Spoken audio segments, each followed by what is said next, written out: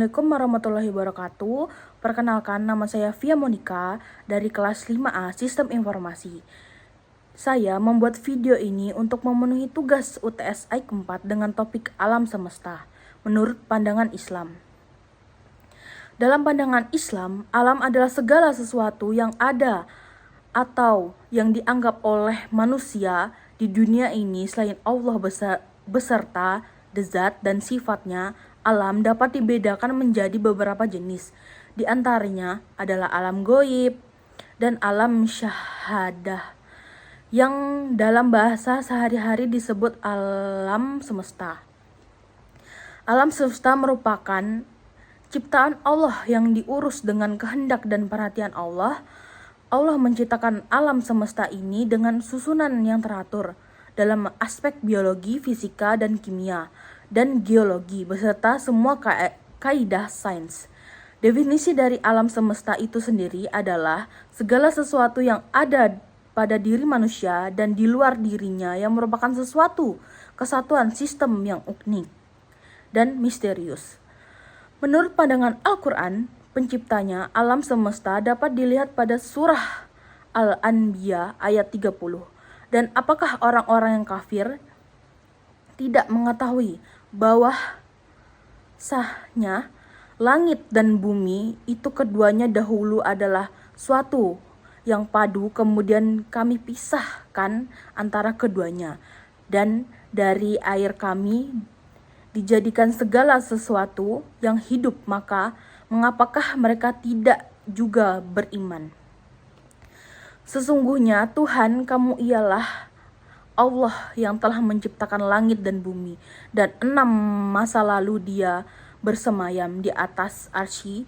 Dia menutup malam kepada siang yang mengikutinya dengan cepat, dan diciptakannya pula matahari, bulan, dan bintang-bintang.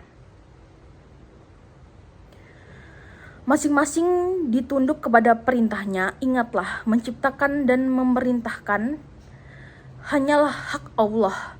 Maha suci Allah, Tuhan semesta alam. Bumi sebelumnya adalah planet yang mati.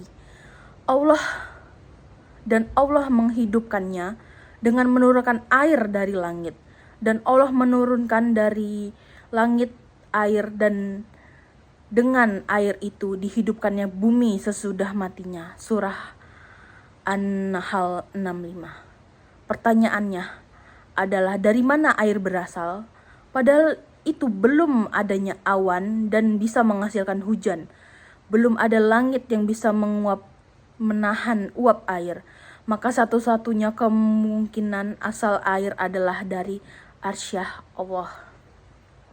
Dan kami turunkan air dari langit menurut suatu ukuran, lalu kami jadikan air itu menetap di bumi, dan sesungguhnya kami benar-benar kuasa menghilangkannya.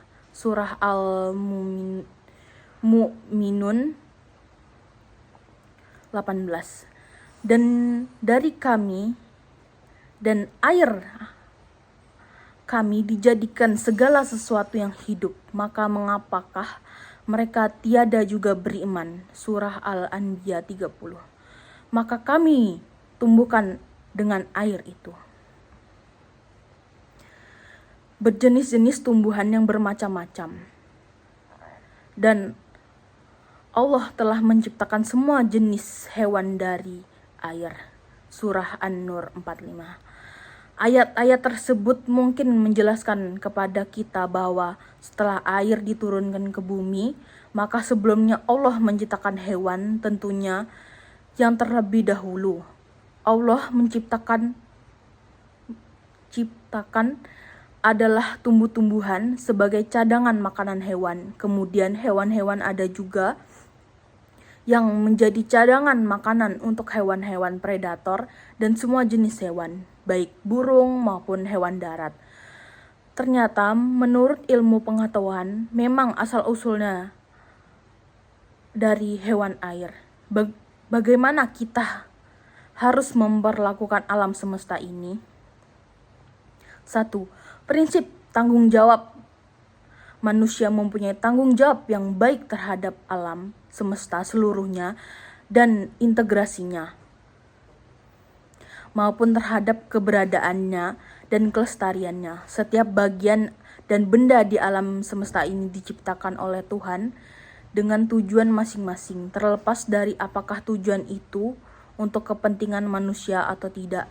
Oleh karena itu, manusia sebagai bagian dari alam semesta bertanggung jawab pula untuk menjaga melestarikannya. 2. Prinsip solidaritas. Manusia adalah bagian integral dari alam semesta. Lebih dari itu, dalam perspektif ekosistemnya, manusia mempunyai kependudukan sederajat dan setara dengan alam dan semua makhluk lain di alam ini. Kenyataan ini membangkitkan dalam diri manusia perasaan solider, perasaan sepenanggung dengan alam dan dengan sesama makhluk hidup. 3. Prinsip kasih sayang dan kepedulian terhadap alam. Apabila sudah tertanam prinsip ini pada setiap hati manusia, maka pastilah yang ada rasa yang mencintai, menyayangi, dan melestarikan alam semesta dan seluruh isinya tanpa diskriminasi dan tanpa dominasi kasih sayang dan kepedulian. Ini juga muncul dari kenyataan bahwa semua makhluk hidup mempunyai hak yang dilindungi, dipelihara, tidak disakiti, dan dirawat sebaik-baiknya oleh manusia yang menjaganya. Sekian dari saya, Via Monica. Jika ada salah kata mohon dimaafkan. Wassalamualaikum warahmatullahi wabarakatuh.